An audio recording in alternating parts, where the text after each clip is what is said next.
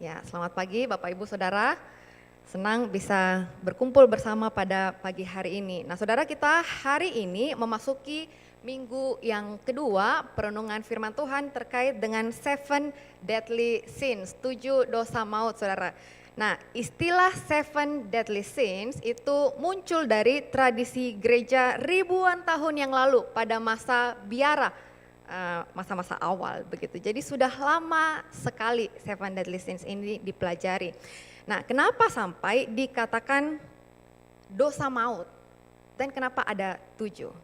Nah, Saudara, karena terkait dengan penjelasan bahwa dosa itu pasti membawa maut, dan parahnya adalah dosa-dosa yang komplit ini amat berakar di dalam hidup manusia gitu, dan orang sangat-sangat terjebak di dalamnya.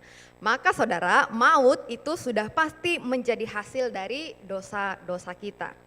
Nah, minggu ini kita akan melihat dosa iri hati. Nah, satu penulis itu menulis seperti ini. Iri hati itu adalah the only sin that is really no fun at all. Satu-satunya dosa yang tidak menyenangkan sama sekali. Betul-betul tidak menyenangkan waktu orang melakukan dosa ini. Nah, minggu lalu kan kita belajar dosa kesombongan. Saudara, orang kalau sombong itu paling tidak kan seperti ini. Dia merasa bahwa dia punya sesuatu yang orang lain tidak punya. Lalu kemudian dia merasa dirinya tuh lebih baik dari orang. Kalau dia punya mobil, orang lain punya motor, dia merasa, oh ya, saya punya mobil, orang lain tidak punya. Jadi dia merasa sombong. Paling tidak di dalam kesenangan, kebahagiaan yang semu, yang sia-sia, bahkan yang mendatangkan dosa itu, dia tetap seolah-olah masih merasa senang. Nah, tetapi iri hati itu tidak ada senangnya sama sekali. Nah, kita akan lihat mengapa seperti demikian. Tetapi pada dasarnya iri hati itu tidak hanya menghancurkan orang lain. Yang dihancurkan paling pertama itu adalah diri sendiri. Nah, Saudara, tema kita hari ini itu kan bitter when others have it better. Jadi kalau ditranslate itu merasa pahit ketika orang lain memiliki hal yang lebih baik. Itu iri hati. Saudara, bayangkan ya. Kalau orang lain punya hal yang lebih baik dari kita, hati kita itu merasa pahit. Saudara, itu sangat-sangat seram, sangat-sangat mengerikan. Kita rasa susah sekali kalau orang punya hal yang lebih baik. Saudara, kalau ditanya apakah kita pernah merasakan iri hati? Wah, nampaknya tuh kita akan sama-sama bilang, iya saya pernah. Kenapa sih saudara kita merasakan ketidaksukaan kepada keberhasilan orang lain? Atau kalau ditanya lebih lanjut, kepada siapa sih kita merasakan iri hati itu? Nah, saudara, ada satu ciri khas dari iri hati.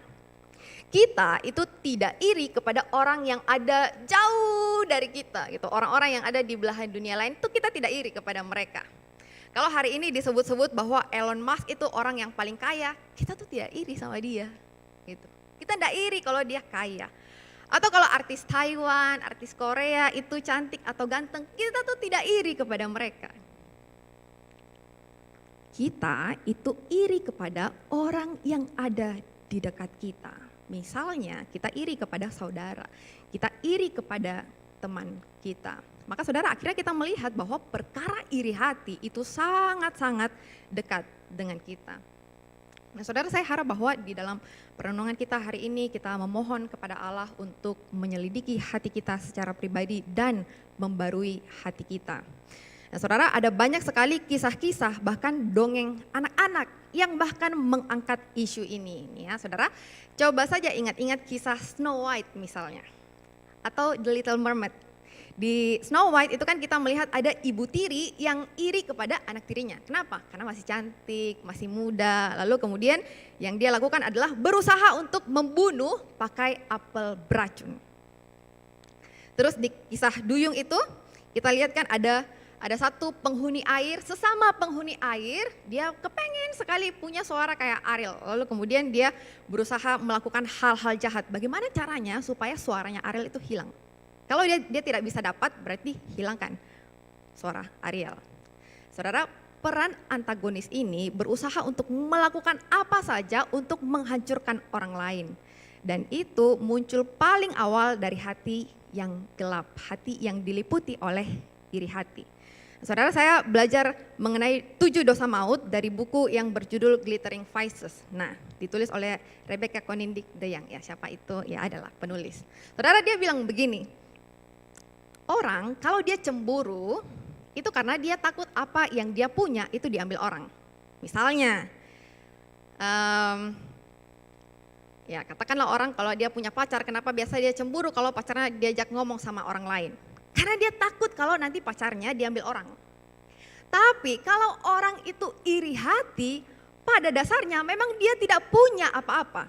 Dia tidak punya apa yang musuhnya miliki.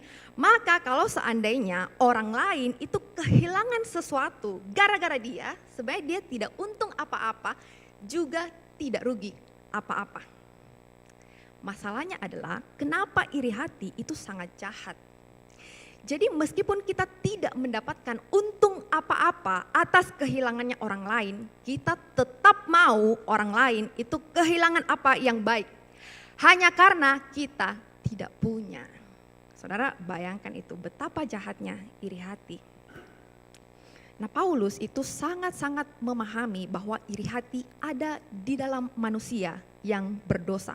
Maka dia kemudian memberikan sebuah nasihat penting bagi jemaat. Bagaimana sih caranya kita menjalani hidup sebagai umat Allah? Saudara, satu bagian yang akan kita sama-sama renungkan itu adalah dari Galatia 5 ayat 22 sampai 26. Galatia 5, 22 sampai 26. Ya.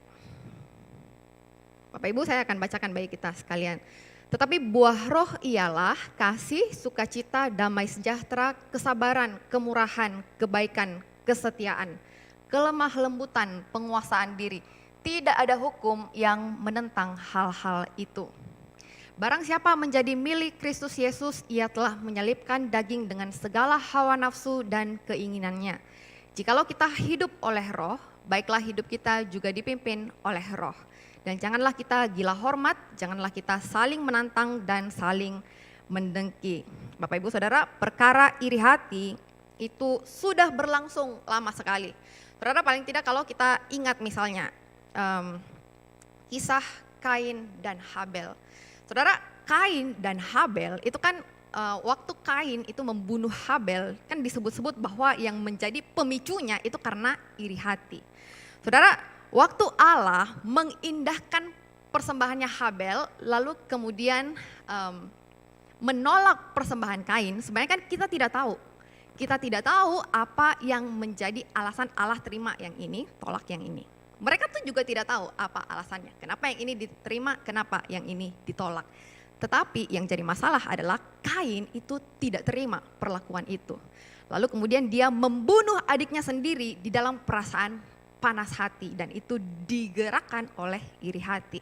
Saudara, perkara bunuh saudara itu bisa terjadi karena apa? Karena iri hati. Kalau kita ingat juga kisah dari Yusuf, saudara-saudara Yusuf itu jual si bungsu. Kenapa? Karena iri hati juga, bukan? Paling tidak tuh mereka mungkin bisa berkata seperti ini, Papa mah lebih sayang sama Yusuf, tapi kurang sayang sama kita. Jubahnya saja lebih bagus daripada kita. Nah, lalu bagaimana caranya supaya tidak ada yang lebih disayang, tidak ada yang dapat barang yang lebih bagus, singkirkan yang dapat yang lebih bagus. Nah, saudara, kalau saudara ingat kisah Saul dan Daud, saudara ingat ya, dua-duanya itu kan raja orang Israel. Nah, pada waktu Allah mengizinkan Israel dipimpin oleh raja, dia menetapkan Saul untuk menjadi raja. Nah, Saul waktu itu sangat sadar bahwa dia tidak layak sama sekali untuk dipilih Allah. Dia itu bisa berkata seperti ini, saya ini berasal dari suku yang paling kecil, suku Benyamin. Bahkan di antara suku yang paling kecil itu, kaumku yang paling hina. Saul tuh bisa bilang begitu, dia sangat-sangat menyadari bahwa dia tidak layak mendapatkan perkenanan Allah itu. Dipilih untuk menjadi wakil Allah memimpin bangsa Israel, dia tahu betul saudara. lama sekali Saul itu memerintah atas Israel. Dia melakukan banyak hal, apalagi kalau kita ingat ya bagaimana dia melawan orang Filistin waktu itu. Saudara, bagaimana mungkin orang yang dari kaum kecil, dari suku yang kecil, kaum yang hina itu bisa melawan satu bangsa yang besar. Saudara, dia mengalami banyak sekali pertolongan Allah. Akan tetapi ketika ada calon pemimpin baru, Saul itu kemudian merasakan pahit. Apalagi ketika Daud itu mendapatkan pujian yang lebih banyak.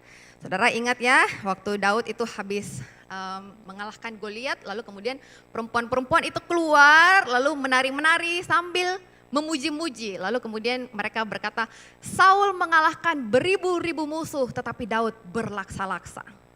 Saul hanya mampu mengalahkan ribuan musuh, tetapi Daud itu puluhan ribu. Lalu bangkitlah amarah Saul dengan sangat, dan perkataan itu menyebalkan hatinya sebab pikirnya, kepada Daud diperhitungkan mereka berlaksa-laksa, tetapi kepadaku diperhitungkannya beribu-ribu.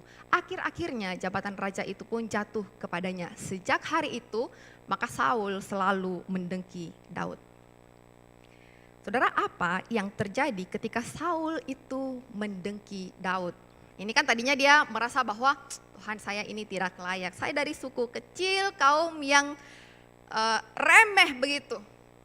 Tapi apa yang terjadi setelah dia mendengki?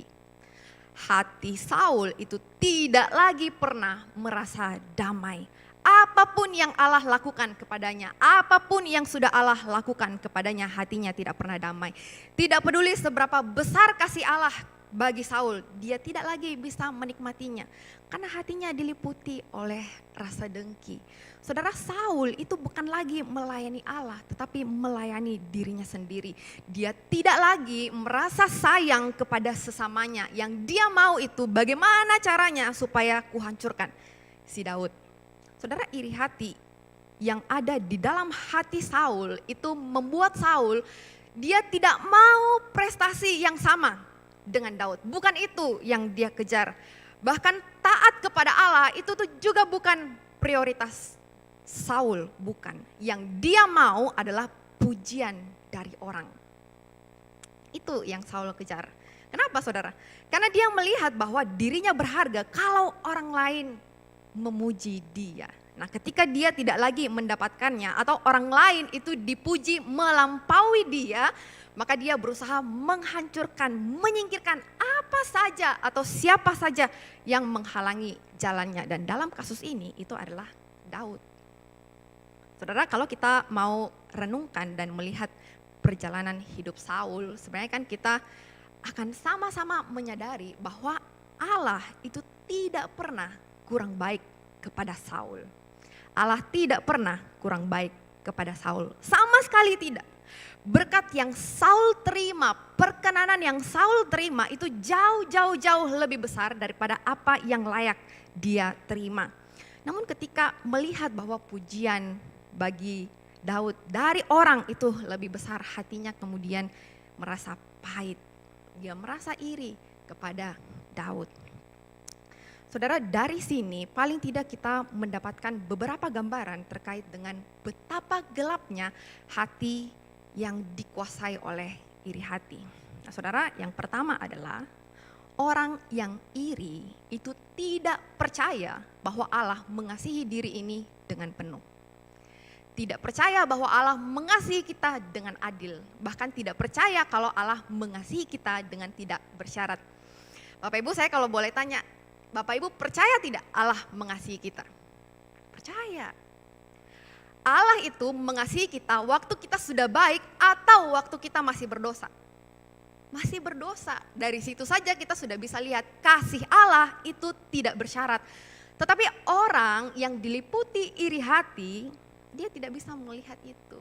Dia tidak percaya bahwa Allah itu sayang dia dengan penuh. Tidak bisa melihat bahwa Allah itu adil. Tidak, Tuhan itu pilih kasih, dia lebih sayang sama yang ini, tapi tidak sayang sama saya. Itu yang orang iri hati lihat. Jadi dia tidak bisa melihat kasihnya Allah dengan benar. Saudara, apa akibatnya kalau kita gagal melihat kasih Allah pada diri kita? tentu kita gagal melihat orang lain sebagai sesama kita. Orang yang iri itu melihat diri sendiri sebagai pribadi yang tidak layak. Ini dulu ya saudara. Jadi gagal melihat Allah itu akan gagal melihat diri sendiri lalu kemudian orang lain. Di poin 2, orang yang iri itu melihat diri sebagai pribadi yang tidak layak. Saya memang tidak layak lah, orang lain memang lebih bagus dari saya. Dari kecil tuh saya memang bukan yang paling bagus lah gitu. Saya tidak kompeten. Bahkan tidak bisa lagi melihat citra diri sebagaimana yang dilihat oleh Allah. Saudara, Mazmur 139 itu kan mengingatkan kita diciptakan Allah berharga. Tetapi momen waktu kita iri, gagallah sudah. Tidak lagi kita bisa melihat gambaran seperti yang Allah sudah berikan. Nah, bahkan orang yang iri itu tidak pernah bisa merasakan kebahagiaan di dalam dirinya. Melainkan cuma kehancuran, baik untuk orang lain maupun untuk diri sendiri.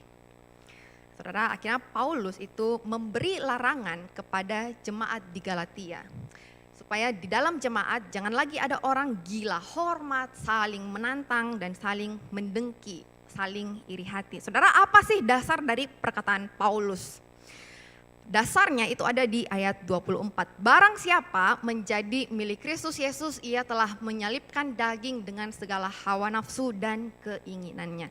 Bapak Ibu, teks ini menjadi landasan hidup orang Kristen. Termasuk dengan apa yang ada di dalam hati kita. Semua hal jahat, nafsu yang berdosa di dalam diri, semua sudah dipakukan, disalibkan di kayu salib, dan itu menandakan bahwa kita ini adalah milik Kristus, bukan lagi milik dosa. Kita ini kepunyaan Kristus. Saudara, kesadaran bahwa kita adalah milik Kristus akan membuat dosa dengan semua belenggunya itu tidak lagi mendapatkan tempat di dalam hidup kita. Saudara, kalau ditanya, pohon rambutan itu menghasilkan buah apa? Iya, pohon rambutan sudah pasti menghasilkan buah rambutan. Ditanya lagi, pohon mangga menghasilkan buah apa? Ya, buah mangga. Saudara, hidup orang berdosa itu juga sudah pasti menghasilkan dosa. Tetapi manusia kepunyaan Kristus yang ditebus dengan tubuh dan darah Kristus dimampukan untuk menghasilkan buah roh. Saudara, jangan pikir buah roh itu dihasilkan karena kita bisa hasilkan sendiri. Nah, bisa saudara. Bagaimana mungkin orang berdosa menghasilkan yang sesuai dengan roh? Semua itu bisa terjadi karena kita milik Kristus. Kristuslah yang menyalibkan daging kita, keinginan daging kita, hawa nafsu kita yang celaka itu. Saudara, inilah yang menjadi dasar dari apa yang mestinya muncul dan tidak muncul di dalam hidup kita. Nah, oleh karena kita adalah kepunyaan Allah dan hidup di dalam roh, maka, nah ini ya saudara ya, satu, kita bisa nih melihat bahwa diri kita itu berharga. Kita dikasihi Allah dengan penuh. Allah selalu adil dan kasihnya tidak bersyarat. Yang kedua, kita bisa bersukacita atas keberhasilan orang lain. Orang lain kalau berhasil, anaknya sekolahnya baik, sehat, pelayanannya baik, kita tuh bisa merasakan sukacita juga. Kita bisa merasakan happy dengan mereka. Dengan hati penuh damai sejahtera kita sama-sama merayakan kebaikan Allah di dalam hidup saudara kita. Sebagaimana yang kita juga sudah terima. Dan yang ketiga adalah kita bisa melatih diri kita. Melatih diri untuk apa? Untuk melakukan, menerapkan kebaikan, kemurahan, kelemah lembutan kepada saudara kita. Tanpa ada niat jahat kepada mereka. Kenapa saudara? Karena kita sadar bahwa mereka adalah saudara kita. Kita satu tubuh Kristus. Saudara, indah bukan hidup yang seperti ini? Bayangkan saudara kalau semua bisa hidup seperti ini. Itu hidup yang indah sekali. Nah, kalau ditanya apakah poin ini bisa kita lakukan? Bisa enggak Bapak Ibu Saudara? Jawabannya bisa. Kenapa bisa ini? Karena jikalau kita hidup oleh roh, baiklah hidup kita juga dipimpin oleh roh. Bapak Ibu Saudara, kata hidup di dalam Alkitab baik di perjanjian lama maupun di perjanjian baru itu sama-sama punya makna harfiah, makna yang melengket di katanya. Dan itu jadi hidup itu sama dengan berjalan. Nah, makanya kan kita biasa memaknai hidup itu sebagai perjalanan. perjalanan hidup. Kita berkata, mari kita menjalani hidup. Gitu. Jadi hidup itu selalu dikaitkan dengan jalan. Nah pertanyaannya saudara, berjalan dengan siapa? Di jalan yang seperti apa? Kemana tujuan perjalanan kita? Nah saudara, Paulus memberitahu bahwa orang percaya yang adalah milik kepunyaan Kristus itu berjalan dipimpin oleh Roh. Keep in step with the Spirit. Gitu. Jadi hal yang paling menyenangkan hidup sebagai orang percaya adalah meskipun kita hidup di tengah-tengah dunia berdosa yang asing. Dan banyak hal yang kita tidak pahami, tetapi hidup kita itu dipimpin langsung oleh Roh Kudus. Maka saudara, mari kita mengikuti jejak Roh Kudus. Aduh, apa sih maksudnya begitu? Bagaimana cara kita melakukannya? Saudara, Roh Kuduslah yang mengajarkan kepada kita. Misalnya, bagaimana cara kita menerapkan kasih di dalam hidup bersama dengan sesama kita hari lepas hari. Saudara, apakah kita bisa berbuat baik kepada sesama dengan kekuatan sendiri? Jawabannya kan tidak. Gitu. Tidak mungkin, semua karena Roh Kudus. Bahkan Roh Kudus juga yang mengajarkan kita untuk hidup di dalam sukacita. Meskipun dunia tuh tidak sedang baik-baik saja. Roh Kudus juga lah yang mengajarkan kepada kita bahwa kalau kita punya uang, berarti itu bukan punya kita. Tuhan mau supaya uang yang kita punya itu dipakai, kita bermurah hati kepada orang-orang yang tidak mampu. Kita tahu itu, kenapa? Karena Roh Kudus memberitahukan kepada kita. Bahkan Roh Kudus juga lah yang mengajarkan bahwa keberhasilan orang lain, bahkan kalau itu lebih baik daripada kita tetap bisa bersukacita bersama-sama tanpa perasaan iri hati. Saudara, itu Roh Kudus. Itu Roh Kudus. Betapa nyata peran Roh Kudus bahkan ketika mata kita tidak bisa melihatnya. Saudara, betapa berharganya perjalanan kita di tengah-tengah dunia ini. Kita sama sekali tidak pernah sendiri, tidak pernah dibiarkan jalan sendiri. Karena Roh Kudus memimpin jalan kita dan kita diminta untuk mengikutinya. Saudara, dulu kita kan sesat di dalam dosa. Tetapi sekarang kita sudah tahu jalan pulang kepada Bapa. Kok bisa? Ya karena Kristus menemukan kita dan kita sedang berjalan mengikuti pimpinan Roh Kudus. Saudara, ada satu tulisan dari seorang teolog hamba Tuhan yang juga menulis buku, Frederick Buechner. Dia pernah bilang begini. Jadi orang yang masih hidup di dalam dosanya, hatinya diliputi oleh iri hati, itu mau orang lain hidupnya menderita seperti dirinya sendiri. Kalau saya menderita, orang lain juga harus menderita kayak saya. Itu orang yang dulu gitu ya, orang yang masih tersesat di dalam dosa. Susah sekali kalau lihat orang itu hidupnya senang dan malahan senang sekali ketika melihat orang lain susah. Namun saudara, waktu Roh Kudus menuntun jalan kita, hidup kita diubahkan. Bukan karena kita bisa berubah jadi baik, tetapi karena Kristus mengubah kita dan Roh Kudus mau memimpin langkah kita. Saudara, kita bersyukur pada Kristus untuk karya keselamatan dalam hidup kita. Pertama-tama dia selamatkan kita yang sudah sesat di dalam dosa. Dia cari kita, kemudian dia menuntun kita selama berjalan di tengah dunia. Sampai akhirnya kita bisa kembali kepadanya. Saudara, apa kabar kita hari ini? Mampukah kita turut bersukacita bersama dengan saudara kita waktu mereka mendapatkan hal yang baik? Atau justru kita sangat mendengki atas keberhasilan orang lain? Saudara, waktu saya masuk STT, saya pikir saya orang yang paling tidak iri kepada orang. Saya pikir begitu. Tapi saya salah total, saudara. Saya iri pada satu teman, adik tingkat yang justru saya paling suka, paling dekat sama saya. Justru kepada dia saya merasa iri. Sampai akhirnya itu betul-betul mengganggu saya gitu. Lalu kemudian di momen itulah saya memohon kepada Tuhan. Tuhan, tolong berikan saya satu pemahaman akan kasih Tuhan kepada saya dan juga kepada orang lain. Tuhan tuh sayang sama saya, Tuhan juga sayang kepada teman saya. Gitu. Dan saudara, Tuhan itu baik. Gitu. saya tidak pernah bergumul sendiri. Segelap-gelap apapun momen itu, Tuhan tetap mengasihi saya gitu. Tuhan tetap tolong, Tuhan tetap mampukan. Nah, disitulah kemudian saya mengalami pemulihan begitu ya Bapak Ibu Saudara. Lalu kemudian sampai hari ini saya masih kontak-kontak dengan adik tingkat saya ini, kita sama-sama menikmati, bersyukur begitu untuk pimpinan Tuhan di dalam pelayanan kami. Nah Saudara, berita baik bagi kita hari ini adalah Tuhan itu terus hadir dan memampukan kita untuk hidup mengikuti jejaknya.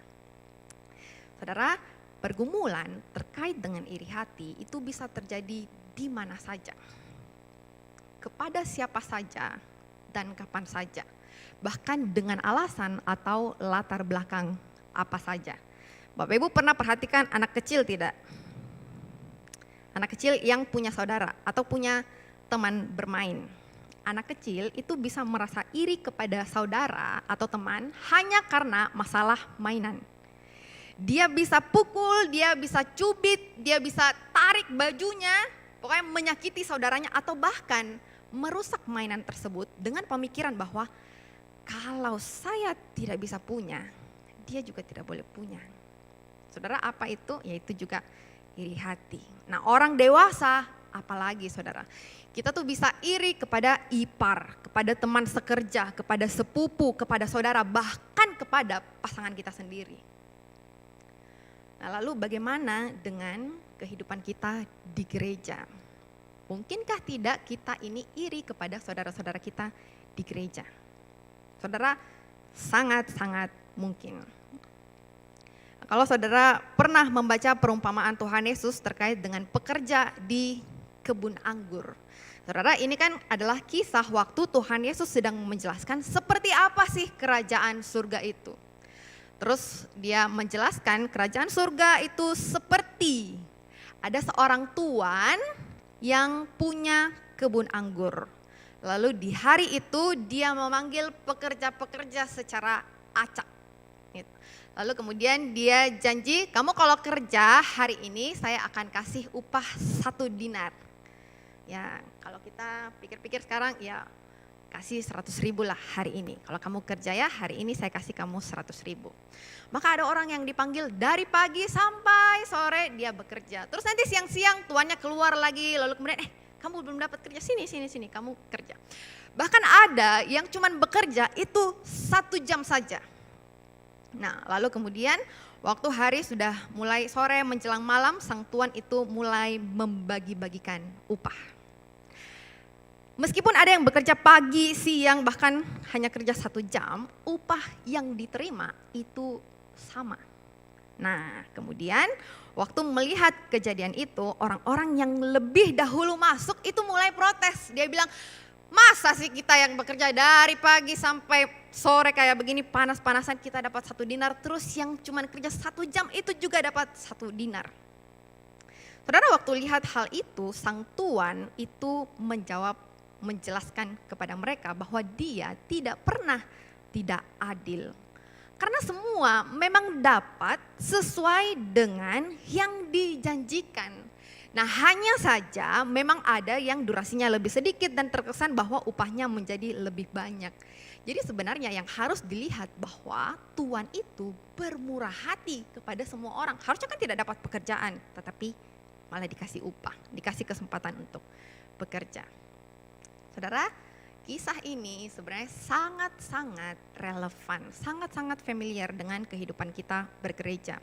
Sebagian dari kita itu bertahun-tahun ikut Tuhan. Kita lakukan apa saja yang kita pikir itu bisa menyenangkan hati Tuhan. Kita giat melayani, berikan persembahan tanpa sungut-sungut dan selalu meluangkan waktu, tenaga, pikiran bagi Tuhan.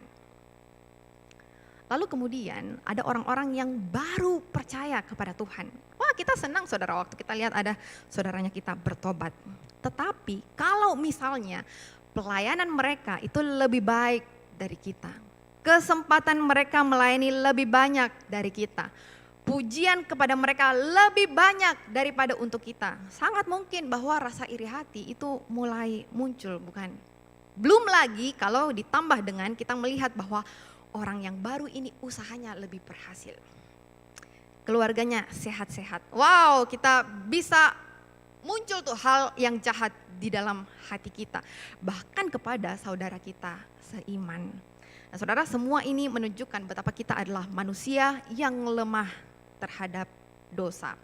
Saudara, semakin kita menyadari bahwa kita lemah, terbatas, dan sangat bergumul dengan dosa, maka sebenarnya kan kita bisa semakin menyadari betapa besar anugerah Allah dalam diri kita. Tapi lebih daripada itu, semakin kita mengenal Allah, semakin kita menyadari bahwa taat mengikuti pimpinan Roh Kudus itu adalah wujud anugerah Tuhan. Dan disitulah kita menyadari bahwa dosa itu tidak punya lagi tempat di dalam diri kita.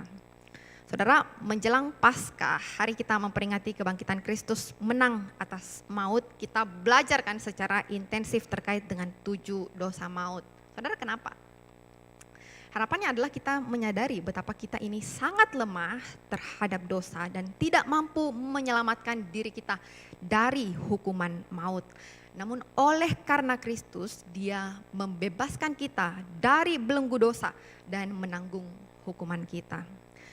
Saudara, bagi kita yang hari ini digerogoti oleh iri hati, berita baiknya adalah di dalam Kristus Dia memberitahu kita bahwa melalui pengorbanannya di atas kayu salib kita dikasihi dengan penuh. Oleh karena pengorbanan Kristus di kayu salib, Dia menyatakan bahwa Dia adalah Allah yang adil, bahkan berlimpah anugerah. Di dalam dan melalui pengorbanannya di atas kayu salib, kita diberitahu bahwa tidak ada kasih seperti kasih Allah kepada kita. Saudara, mari mengizinkan Allah menyelidiki hati kita. Jika ada perasaan iri kepada keberhasilan orang, mari memandang kepada Tuhan yang sudah memberikan segalanya bagi kita dan tidak pernah menahan kebaikannya bagi kita. Saudara, sesungguhnya di dalam Tuhan kita tidak pernah berkekurangan suatu apapun yang baik. Kasih-Nya yang melimpah itu lebih dari cukup bagi saudara dan saya. Kasih karunia Tuhan Yesus menyertai kita. Amin. Mari kita berdoa.